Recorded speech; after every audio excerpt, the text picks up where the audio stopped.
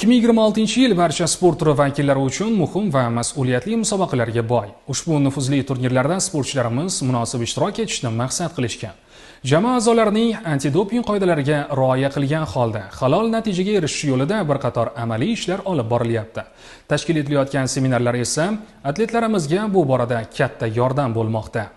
O'zbekiston Milliy antidoping agentligi tomonidan Sport vazirligi bilan hamkorlikda Toshkent shahar yakkakurash sport turlariga ixtisoslashtirilgan sport maktabi sportchilari, murabbiylar va sport shifokorlari uchun antidoping bo'yicha seminar tashkil etildi. Seminar davomida ishtirokchilarning antidoping qoidalari bo'yicha bilim va tushunchalari mustahkamlandi. Jumladan, o'quv kursi mobaynida Jahon antidoping kodeksi talablari, taqiqlangan moddalar va usullar ro'yxati, doping nazorati jarayoni, sportchining huquq va majburiyatlari, shuningdek, antidoping qoidabuzarliklari uchun qo'llaniladigan sanksiyalar haqida atroflicha ma'lumot berildi. Tadbir interaktiv tarzda o'tkazilib, ishtirokchilar o'zlarini qiziqtirgan savollarga mutaxassislardan batafsil javob olish imkoniyatiga ega bo'ldilar. Tashkil etilayotgan mazkur o'quv seminarlari sportchilar o'rtasida halol sport tamoyillarini qaror toptirishga xizmat qilmoqda. Mamlakatimizda